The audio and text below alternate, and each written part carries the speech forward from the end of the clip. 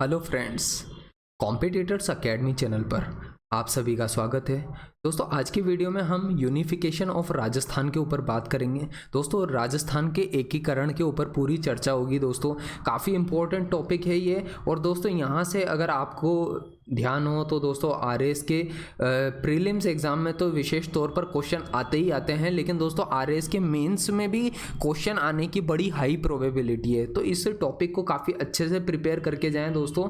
और दोस्तों यहाँ पे जो है अपने नोट्स को प्रॉपर्ली तैयार करें। जितने भी चरण होंगे दोस्तों इसमें, ठीक है, सभी चरणों का जो है वर्णन, आपको किसी भी चरण का वर्णन पूछा जा सकता है आपसे, ठीक है। 7 चरणों में जाकर के जो है ये एकीकरण हुआ राजस्थान का, वो सारे जितने भी चरण थे उनको हम देखेंगे। वीडियो में आगे बढ़े दोस्तों, उससे पहले मैं आपको बताना चाहता हूँ, अगर आप आरए से हिंदी और इंग्लिश मीडियम से रिलेटेड नोट्स देख रहे हैं तो विशेषकर इंग्लिश मीडियम स्टूडेंट के लिए काफ़ी सारी इंपॉर्टेंट जो जितनी भी पीडीएफ है, ये टेलीग्राम चैनल है RA Hindi and English medium, वहाँ पर जा करके देख सकते हो दोस्तों। यहाँ पर सारे नोट्स जो है दोस्तों प्रोवाइड किए गए हैं दोस्तों। जितने ज़्यादा से ज़्यादा पीडीएफ्स हो सकती है, जहाँ जहाँ पे से इंपॉर्टेंट इंग्लिश मीडियम स्टूडेंट के लिए पीडीएफ्स हो सकती है, आप जब इसको शफल करोगे तो आपको टॉप पे जाके काफ़ी सारी इंपॉर्टेंट पीडीएफ्स मिल जाएगी। इसके अलावा हमारे कॉम्पिटिटर्स एकेडमी के टेलीग्राम चैनल को भी ज्वाइन कर लीजिए। इन दोनों के लिंक डिस्क्रिप्शन बॉक्स में मिल जाएंगे। अगर दोस्तों आप आरएएस मेंस एग्जाम की इंग्लिश मीडियम में नोट्स देख रहे हैं और इस पीडीएफ की भी कॉपी चाहते हैं तो दोस्तों सभी इंपॉर्टेंट नोट्स का लिंक जो है दोस्तों डिस्क्रिप्शन बॉक्स में दे रखा है। आरएएस में एग्जाम से रिलेटेड जो इंस्टा मोजो की वेबसाइट है, वहाँ पे जाकर के आप उसको बाय करना चाहते हैं, बाय कर सकते हैं, ठीक है। इसके अलावा दोस्तों सभी इंपॉर्टेंट इंग्लिश मीडियम से रिलेटेड और जो आरएएस के एग्जाम में काम आएंगी वो सारी बुक्स के लिंक भी डिस्क्रिप्शन बॉक्स में दिए गए हैं। एक बार जाकर के डिस्क्रिप्शन बॉक्स को जरूर चेक करें। चलिए दोस्तों, अभी यूनिफिकेशन ऑफ राजस्थान पर डिस्कशन को अभी शुरू करते हैं। देखिए 5 जुलाई 1947 की बात है। यहाँ पे 1947, इसको मैं बड़ा कर देता हूँ इस पूरी पीडीएफ को, ताकि आपको देखने में आसानी हो, ठीक है। तो यूनिफिकेशन ऑफ राजस्थान की बात हो रही है यहाँ पे ऑन 5 जून 1947 को, ठीक है। 5 जुलाई 1947 को जब स्टेट सेक्रेटेरिएट जो है एस्टेब्लिश की गई थी वीके मेनन के द्वारा। देखो, इंडिया का जब एकीकरण हो रहा था उसी वक्त पे जो है राजस्थान का भी ये एकीकरण का काम चालू हो गया था, जो कि 5 जुलाई 1947 से हो गया था। तो the state secretariat was established by VK Menon was its secretary, ठीक है। तो स्टेट सेक्रेटेरिएट एक बनाया गया था जिसका पर्पज़ यही था, यहाँ पे उसका जो सेक्रेटरी थे वो थे वीके मेनन, ठीक है। अब यहाँ पे क्या होती थी, सेक्रेटेरिएट में काफ़ी चर्चा होती थी भाई किस तरीके से राजस्थान का एकीकरण करना है इस विषय में। तो वीके मेनन जो है काफ़ी एक्टिव रोल प्ले किया था उन्होंने। इंडिया में भी अलग अलग स्टेट्स में अगर देखें तो उनको जोड़ने में भी योगदान था, और ये सरदार पटेल के साथ में काम करते रहते थे वीके मेनन, ठीक है। जब आप मॉडर्न हिस्ट्री का इतिहास पढ़ोगे तो आपको बहुत अच्छे से इंडिया का जो मॉडर्न हिस्ट्री का इतिहास है उसमें वीके मेनन का रोल भी समझ में आ जाएगा। According to the state secretariat, those princely states having income more than 1 crore and population more than 10 lakh could keep their existence independent। तो यहाँ पे एक अपॉर्चुनिटी दी गई थी उस वक्त पे कि जिन जिन स्टेट्स के पास में 1 करोड़ से ज़्यादा पैसा है या फिर 10 लाख से ज़्यादा पॉपुलेशन है, ठीक है, वो सब अपनी इंडिपेंडेंट एग्जिस्टेंस भी रख सकती है। ऐसा इस स्टेट सेक्रेटेरिएट में शुरुआती तौर पे बोला गया था। बाकी सबको इंडिया के अंदर मर्ज कर दिया जाएगा, ये बात कही गई थी, ठीक है। तो उस समय राजस्थान में सिर्फ 4 ही ऐसी स्टेट्स थी। एक तो जयपुर थी, जोधपुर थी, उदयपुर थी, और दोस्तों इसके अलावा बीकानेर थी, ठीक है। ये 4 स्टेट्स थी राजस्थान में, जयपुर, जोधपुर, उदयपुर और बीकानेर। इनके पास बहुत पैसा था और 10 लाख से ज़्यादा पॉपुलेशन भी थी उस वक्त पे, तो वो इस क्राइटेरिया में आती थी, ठीक है। अब इसके बाद में होता क्या है कि 16 जुलाई 1947 को under section 8 British supremacy was ended, ठीक है, from the princely states of India.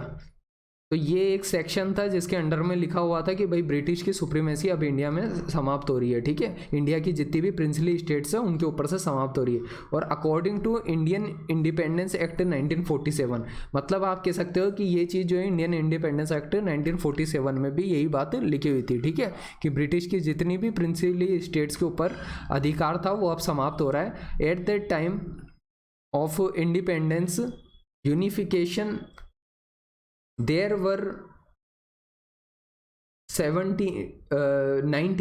19 princely states थी एंड 3 ठिकानास थे, सब स्टेट्स बोल सकते थे, ठिकाना को सब स्टेट कहा जा सकता था, जो कि राजस्थान में स्थित थी, ठीक है। कितनी 19 तो प्रिंसली स्टेट मतलब रियासतें थी और 3 जो है ठिकाने थे। अब जो 3 ठिकाने थे वो थे, पहला तो दोस्तों ये लावा नाम से जो है एक था लावा, ठीक है, दूसरा था नीमराणा और तीसरा था कुशलगढ़, ठीक है।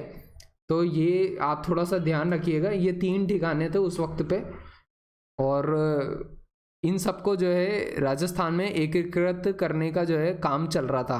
तो आज हम इस वीडियो में इस पूरे टॉपिक को ही कवर करेंगे, कोशिश यही रहेगी कि ये सब कंप्लीट हो जाए, ठीक है। अब देखिए यहाँ पे बहुत सारे पॉइंट्स हैं छोटे छोटे, बहुत ज़्यादा काम के नहीं है, लेकिन हम पढ़ लेते हैं। Lord Linlithgow tried firstly for the unification of Rajasthan in 1939 AD।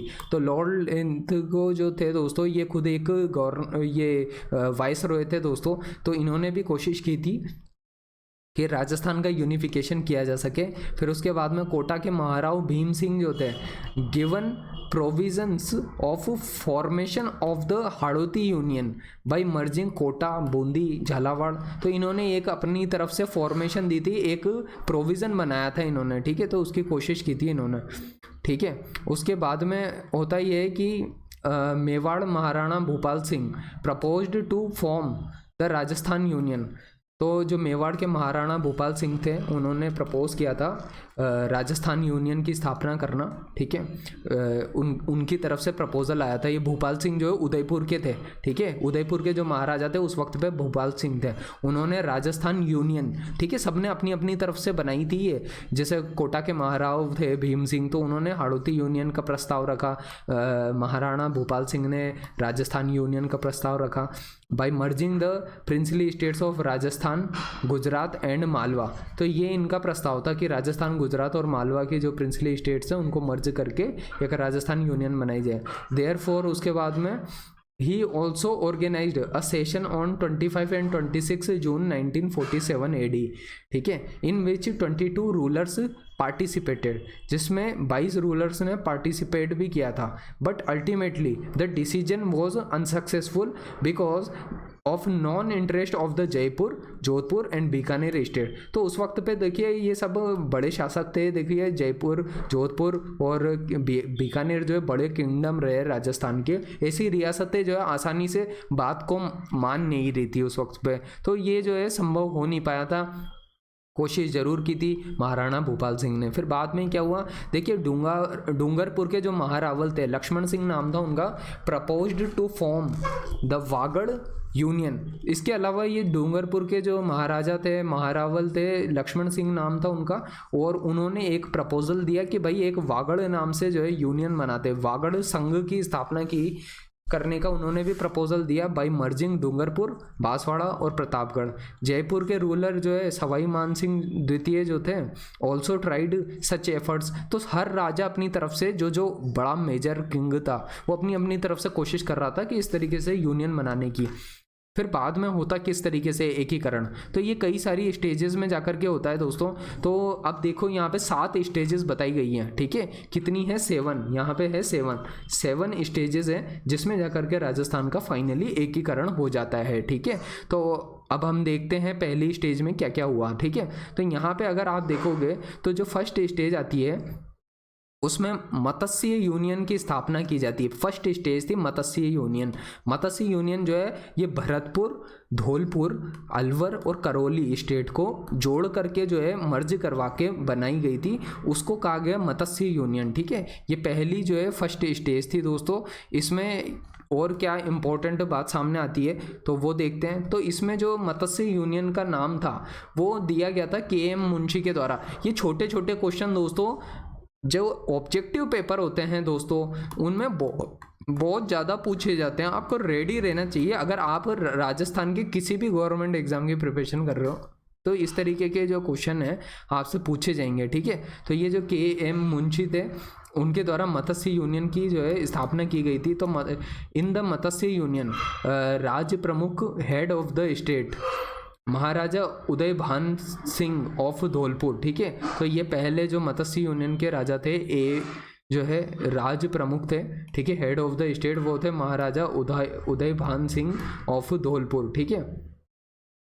इनके द्वारा जो है राज्य प्रमुख इनको बनाया गया था। देखिए जैसे हमारे यहाँ पे राष्ट्रपति होते हैं या गवर्नर होते हैं, अभी राजस्थान में गवर्नर जो है हेड होते हैं, उसी तरह से उस वक्त पे हेड ऑफ द स्टेट जो है राज्य प्रमुख बनाया गया था, पद घोषित किया गया था मत्स्य यूनियन के अंदर में। तो राज्य प्रमुख जो थे वो थे महाराजा उदय भान सिंह ऑफ धौलपुर, ठीक है। धौलपुर के महाराजा उदय भान सिंह जो है उस वक्त राज प्रमुख बनाए गए। और फिर इसके बाद में ये इतने इंपॉर्टेंट नहीं होते कि उप राज्य प्रमुख का नाम आप याद रखें। देखिए इतना इंपॉर्टेंट तो नहीं होता है कि आप उप राज्य प्रमुख का भी नाम याद रखें। कितनी चीज़ें याद रखेंगे, अगर आप ज़्यादा चीज़ों को पढ़ने लगेंगे तो फिर आपके ऊपर ही जो है दिमाग के ऊपर बहुत लोड हो जाएगा, बहुत सारी चीज़ें याद करनी पड़ जाएगी। कैपिटल जो थी इसकी मत्स्य संघ की वो अलवर थी दोस्तों, और जो रूलर थे उस टाइम पे तेज सिंह थे, ठीक है, अलवर के, ठीक है। इनॉग्रेशन प्लेस जो था वो था भरतपुर, रूलर विजेंद्र सिंह, इतना इंपॉर्टेंट नहीं है। अब आगे देखते हैं यहाँ पे the inauguration of the Matsya union. जो मत्स्य यूनियन का इनॉग्रेशन हुआ तो मत्स्य यूनियन का inauguration was done in 18 March 1948 in the Bharatpur fort by the central mineral minister NV Gadgil, ठीक है। तो जो भरतपुर फोर्ट था यहाँ पे जो मत्स्य यूनियन था उसका इनॉग्रेशन वो किया गया था भरतपुर फोर्ट में, ठीक है, 18 मार्च 1948 को, ठीक है। ये डेट्स इंपॉर्टेंट होती है ऑब्जेक्टिव एग्जाम के पॉइंट ऑफ व्यू से, ठीक है, क्योंकि उद्घाटन इनॉग्रेशन कब हुआ था मत्स्य यूनियन का, इस तरीके से प्रश्न पूछे जाते हैं, ठीक है। तो वो आपको पता होने चाहिए अगर ऑब्जेक्टिव पॉइंट ऑफ व्यू से आप इस वीडियो पर फोकस कर रहे हैं तो, ठीक है। In the Bharatpur fort by the central mineral minister NV गडकिल, ठीक है। तो NV गडकिल के द्वारा जो है वो उस टाइम पे जो है वहाँ पे प्रेजेंट थे, ठीक है, और इनके द्वारा ही इसका इनॉग्रेशन किया गया था मत्स्य यूनियन का, ठीक है। हर एक जो दोस्तों यूनियन बनी है अभी आगे भी बनेगी तो किसी ना किसी को जो है यूनियन का इनॉग्रेशन करने के लिए बुलाया जाता है, ठीक है। तो उनके नाम आपको याद होने चाहिए, बाद में आपको पता चलेगा जवाहरलाल नेहरू, सरदार पटेल, इनको भी बुलाया जाता है, ठीक है। तो ये इंपॉर्टेंट रहेगा। अब यहाँ पे शोभाराम कुमावत ऑफ अलवर, जो शोभाराम कुमावत थे अलवर के, he was made the prime minister of the Matsya union. तो शोभाराम कुमावत को प्राइम मिनिस्टर बनाया गया था मत्स्य संघ का, ठीक है, मत्स्य यूनियन का जो प्राइम मिनिस्टर था, ठीक है, वो शोभाराम कुमावत को बनाया गया था। उसके बाद Jugal Kishore Chaturvedi was made the deputy prime minister of the Matsya union. तो मत्स्य यूनियन के डिप्यूटी प्राइम मिनिस्टर जो है दोस्तों वो जुगल किशोर चतुर्वेदी को बनाया गया था, ठीक है। अब जुगल किशोर चतुर्वेदी के बाद में नीमराणा ठिकाना जो था was also included in the Matsya union. देखिए नीमराणा जो है अलवर के आसपास आता है, ठीक है, ये आपको पता होना चाहिए। नीमराणा ठिकाना भी जो है वो भी इसी मत्स्य यूनियन में ही इंक्लूड किया गया था दोस्तों, ठीक है। तो ये कुछ चीज़ें हैं जो आपको अब तक में समझ आएगी होगी फर्स्ट स्टेज से रिलेटेड। अब सेकंड स्टेज में जो है दोस्तों राजस्थान यूनियन का की फॉर्मेशन हुई थी, ठीक है, उसका निर्माण किया गया था, ठीक है। तो राजस्थान यूनियन के बारे में जानते हैं, इसमें कौन कौन से एरियाज थे राजस्थान के जो कि इंक्लूडेड थे, और यही क्वेश्चन में आते हैं वहाँ पे पेपर में, ठीक है। कल को आपको राजस्थान यूनियन जो है एक्सप्लेन करने को भी आ सकता है 2 या 5 मार्क्स में, ठीक है, 2 मार्क्स में आएंगे मेनली, तो जहाँ तक चांसेस है, ठीक है। अब देखिए Rajasthan union was formed by merging princely states, ठीक है, प्रिंसली स्टेट्स थी जैसे कोटा, बूंदी, झालावाड़, ये सब उसमें इंक्लूड थी दोस्तों। कोटा, बूंदी, झालावाड़ और साथ में प्रतापगढ़, डूंगरपुर, भरतपुर, बांसवाड़ा सॉरी, ठीक है, प्लस किशनगढ़, टोंक और शाहपुरा। तो ये जो थी दोस्तों, ये सारी स्टेट्स इसमें इंक्लूड की गई थी राजस्थान यूनियन के अंदर, ठीक है। आपको ये एक बार मैं वापस से बता देता हूँ, राजस्थान यूनियन भी एक बहुत बड़ा भूभाग था, ठीक है, जिसके अंदर में इन सब स्टेट्स को मर्ज किया था, इन सबको मिलाकर के आखिर में बोला गया राजस्थान यूनियन। इस तरीके से अलग अलग स्टेजेस में जाके राजस्थान का निर्माण हुआ है दोस्तों। पहले तो आपने देख लिया मत्स्य संघ तो अलग है अभी, और राजस्थान यूनियन भी अभी अलग है, बाद में ये भी मर्ज हो जाएंगे। अगली जैसे जैसे स्टेज पे हम बढ़ेंगे आपको दिखेगा ये भी जुड़ती जाएंगे। तो कोटा, बूंदी और झालावाड़ जो थे वो भी मर्ज हो गए थे यहाँ पे, और प्रतापगढ़, डूंगरपुर, बांसवाड़ा, किशनगढ़, टोंक और शाहपुरा, ये सबको मिला के, और साथ में एक ठिकाना भी था जिसका नाम था कुशलगढ़। तो ये कुशलगढ़ ठिकाने को भी मिला करके इन सबको मिला के टोटल कहा गया कि ये राजस्थान यूनियन है। अब राजस्थान यूनियन का राज्य प्रमुख जो बनाया गया था, हेड ऑफ द स्टेट, वो थे महाराजा भीम सिंह, जो कि कोटा के राजा थे। तो कोटा के राजा को इंपॉर्टेंस दी गई, उनको राज्य प्रमुख बनाया गया। इसी तरीके से दोस्तों उस वक्त पे एक उप राज्य प्रमुख भी बनाया गया था। उप राज्य प्रमुख से आमतौर पे मैंने क्वेश्चन नहीं देखे हैं, कभी पेपर में आते हैं, लेकिन आप याद करना चाहो तो कर सकते हो कि राजस्थान के जो राजस्थान यूनियन थे उसके उपराज प्रमुख जो थे वो महाराजा बहादुर सिंह ऑफ बूंदी थे, ठीक है। बूंदी के राजा को थोड़ी सी इंपॉर्टेंस दी गई थी। सबको कुछ ना कुछ पद दे दिए गए थे दोस्तों, ताकि ये कि सारे के सारे राजा जो है थोड़े खुश रहें, ठीक है, इस तरीके से था। और इसका की कैपिटल जो थी दोस्तों कोटा को रखा गया था, जो राजस्थान ये आप संघ देख रहे हो राजस्थान यूनियन की कैपिटल को। फिर इसके बाद में इसका इनॉग्रेशन के लिए एनवी गडगिल आते हैं दोस्तों। एनवी गडगिल जो है दोस्तों इसकी भी इनॉग्रेशन में आते हैं, जो कि 25 मार्च 1948 को कोटा में इनॉग्रेशन हुआ था इसका। तो इनॉग्रेशन समारोह में जो है दोस्तों एनवी गडगिल आते हैं, और वो यहाँ से जो है राजस्थान यूनियन की स्थापना हो जाती है, ठीक है। अब इसके बाद में जो शाहपुरा और किशनगढ़ जो एरिया था दोस्तों, were the only two princely states which did not have the right of salutation by cannons. दोस्तों ये कुछ ऐसे ही नोट पॉइंट है दोस्तों। कई बार क्या होता है कि पेपर में अगर ऑब्जेक्टिव टाइप के पेपर में ही आएगा ऐसा क्वेश्चन, तो अगर आएगा तो मेंस में तो नहीं आएगा आपको, ठीक है। शाहपुरा और किशनगढ़ दो ऐसी दोस्तों प्रिंसली स्टेट्स थी जहाँ पे ये राइट नहीं था सैल्यूटेशन देने का कैनन्स के थ्रू, मतलब तोपों की सलामी दी जाती थी दोस्तों, तोपों की सलामी टाइप से। तो did not have the right of salutation by cannons, ठीक है। तो इनको तोपों की सलामी नहीं दी जाती थी, ठीक है, ऐसा कुछ था उस वक्त पे दोस्तों। इनकी ज़्यादा इतनी इंपॉर्टेंस भी नहीं थी शाहपुरा और किशनगढ़ की, ठीक है। इसके अलावा दोस्तों यहाँ पे चंद्रवीर सिंह जी तो कोई थे, ठीक है, महाराणा चंद्रवीर सिंह जी जो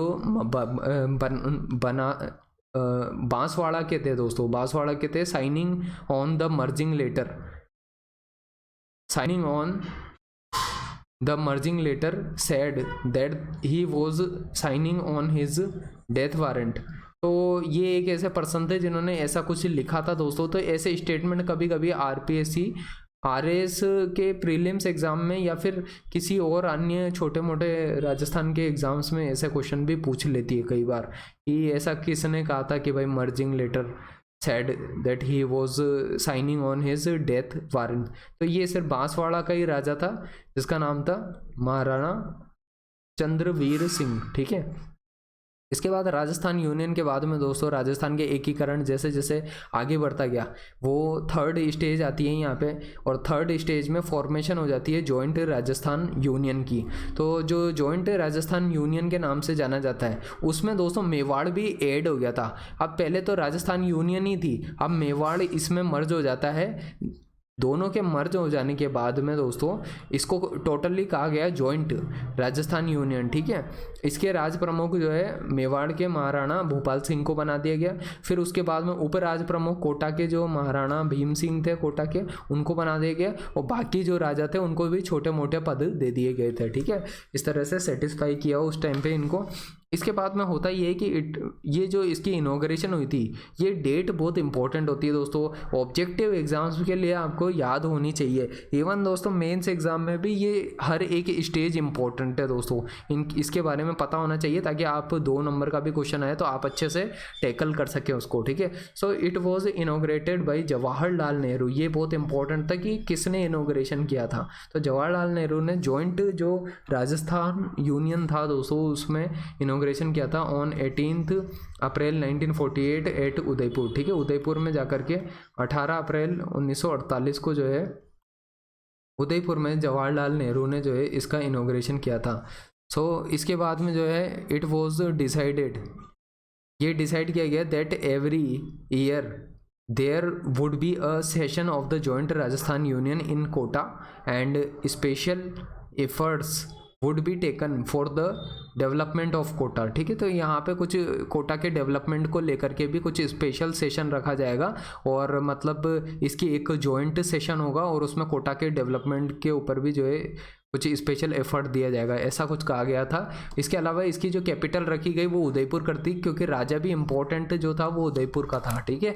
मतलब मेवाड़ का नाम ज़्यादा ऊंचा था कोटा से भी, इस वजह से थोड़ा सा मेवाड़ को प्राथमिकता ज़्यादा दी गई, ठीक है। राजा जो थे वहाँ के भूपाल सिंह जी, उनको जो है वहाँ का महाराणा इसका राज प्रमुख भी बना दिया गया। So it was the provision to give ₹20 lakh every year to Mewar Maharana Bhupal Singh, ठीक है। तो ये प्रोविज़न किया गया था, it was provision to give 20 lakh every year to Mewar Maharana Bhupal Singh. Mewar के महाराणा भूपाल सिंह को हर साल जो है 20 लाख रुपए देने की बात की गई थी in the form of Privi purses, ठीक है। तो ये जो है राजाओं को जो है पैसा दिया जाएगा, उनका राज्य चूंकि उन्होंने छोड़ दिया है उन, इस वजह से जो है प्रीवी पर्स के फॉर्म में उनको ये 20 लाख रुपए देने का वादा किया गया था, ठीक है। तो 10 लाख रुपए की प्रीवी पर्स प्लस 5 लाख की जो है सैलरी थी राज प्रमुख की, और 5 लाख की रिलीजियस वर्क्स के लिए भी उसको कुल मिला के ये 20 लाख रुपए देने की बात हुई थी, ठीक है। तो इस तरीके से उस टाइम के राजाओं को जो है थोड़ा पैसा भी दिया गया था, ठीक है, क्योंकि उन्होंने अपनी पूरी सत्ता छोड़ दी थी। ये भी कई कुछ रीज़न बताए जाते हैं यहाँ पे।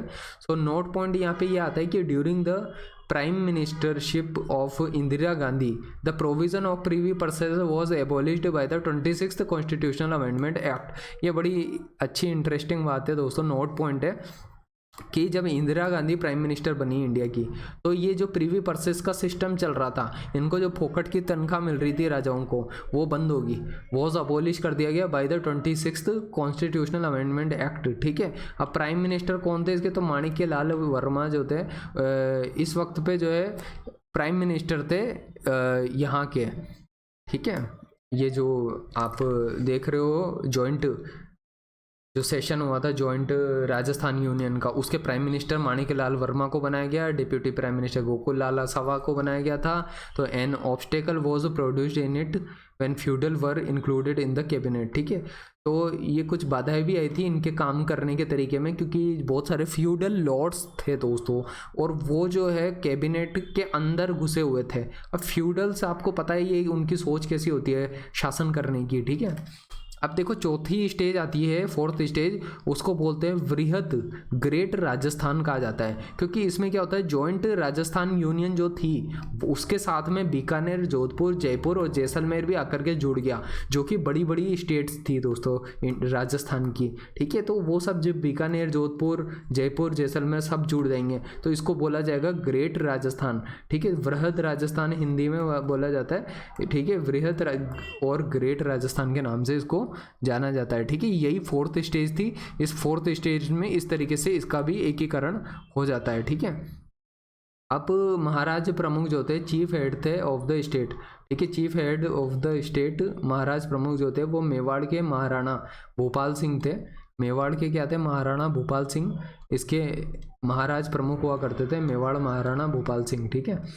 अब इसके अलावा राज प्रमुख बना दिया गया था जयपुर के जो रूलर थे सवाई मानसिंह द्वितीय को, ठीक है। बाकी उसके बाद में छोटे छोटे दूसरे किंगडम्स के राजाओं को भी थोड़ी थोड़ी जगह दे दी थी, ठीक है। आप यहाँ पे देख सकते हो जिनको शासन करने का मतलब छोटी मोटी पोस्ट थी दोस्तों, जैसे जूनियर उपराज प्रमुख, तो ताकि सब राजाओं को कुछ ना कुछ पार्टिसिपेशन मिल जाए।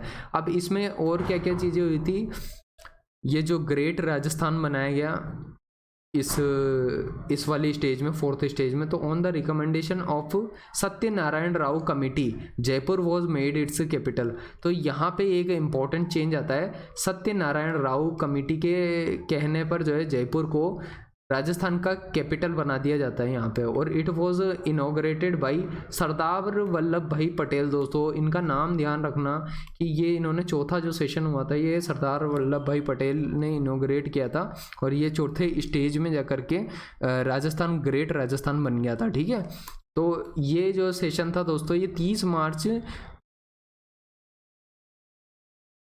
1949 एडी को हुआ था दोस्तों। 30 मार्च 1949, 30 मार्च 1949 को ये सेशन हुआ था दोस्तों। ये डेट से इम्पोर्टेंट होती है।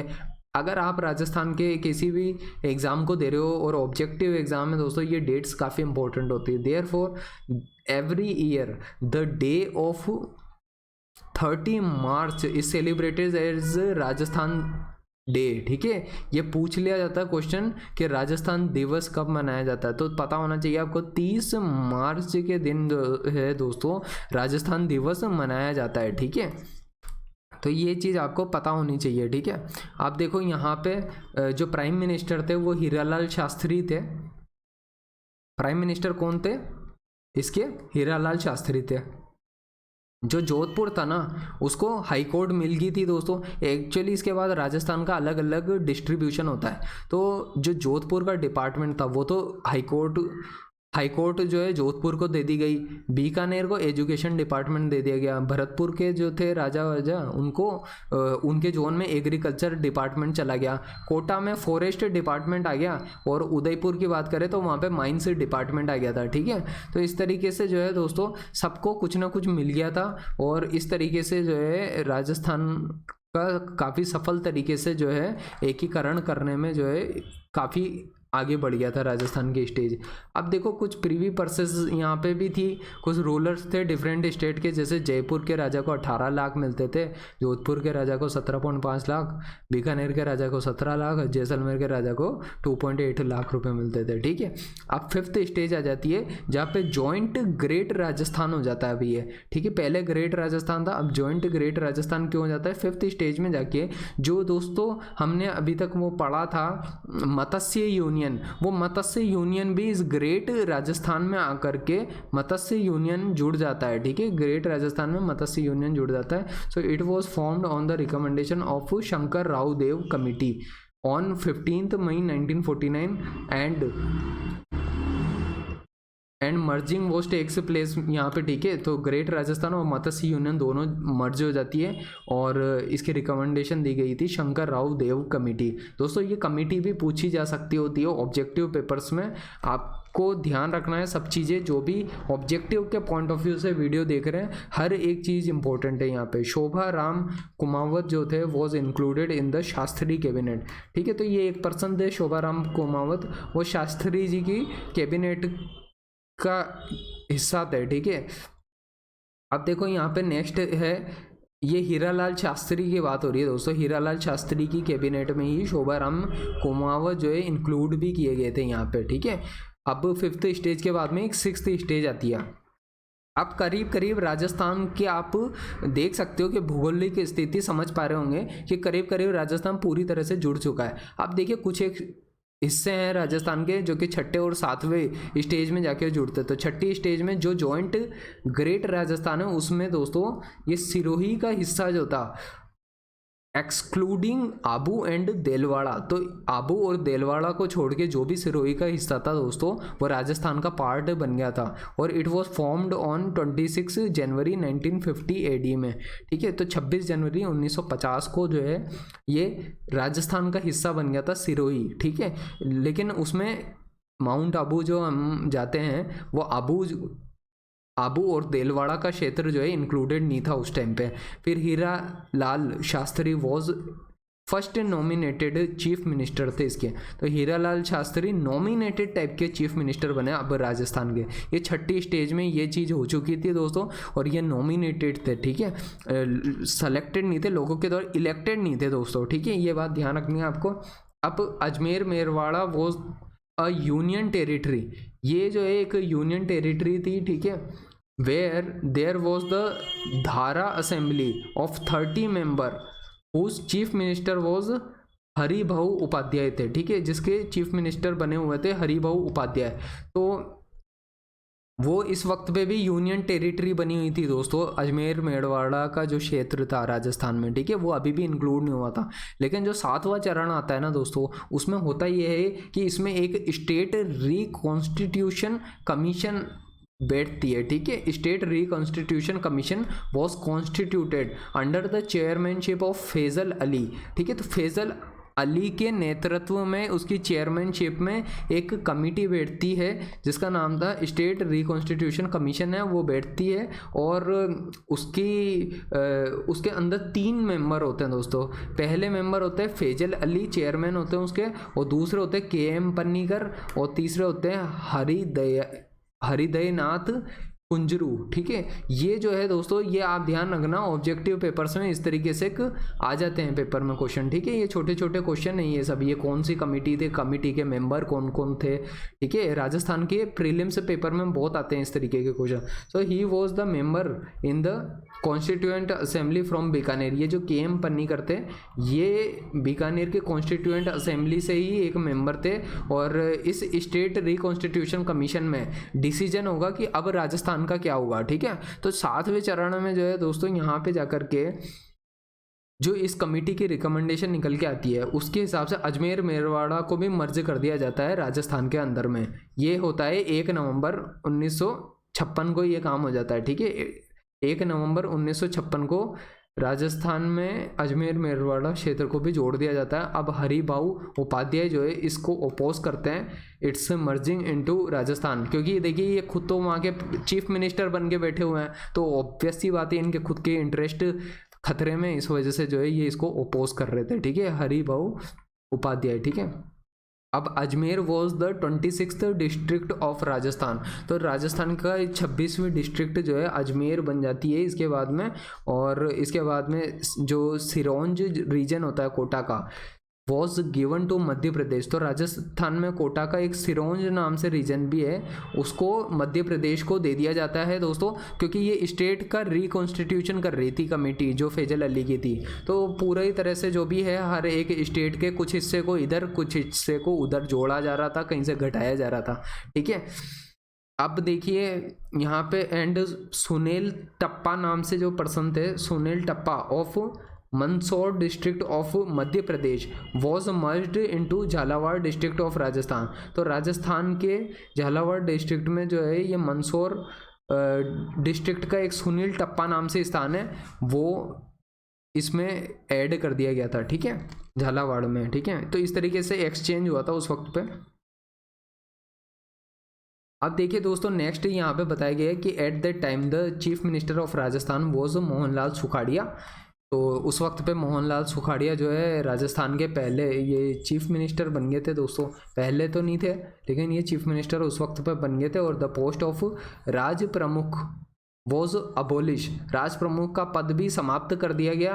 और जो सरदार गुरुमुख निहाल सिंह थे was made the first governor of Rajasthan, उनको राजस्थान का पहला, गुरुमुख निहाल सिंह जी को पहला राजस्थान का गवर्नर बनाया गया था। और आबू और Delwara were also merged into Rajasthan. तो ये 7वां चरण जब हुआ दोस्तों, तो उसके साथ में ना राजस्थान में इस तरह से पूरा कंप्लीट एकीकरण हो गया था। और दोस्तों इसके साथ में जो है ना हमारा ये राजस्थान का एकीकरण भी कंप्लीट हो गया है दोस्तों। अब तक में हमने राजस्थान के इतिहास को पूरी तरह से समझ लिया है, लेकिन राजस्थान की संस्कृति को अभी नहीं समझा है दोस्तों। तो अगली वीडियो में मेरी कोशिश होगी कि राजस्थान की संस्कृति को भी कवर अप किया जाएगा दोस्तों। अब तक में दोस्तों ये पूरी PDF जो है दोस्तों, आपको वीडियो के डिस्क्रिप्शन बॉक्स में दोस्तों लिंक मिल जाएगा, जहाँ से आप ये राजस्थान हिस्ट्री की पूरी PDF खरीद सकते हो दोस्तों।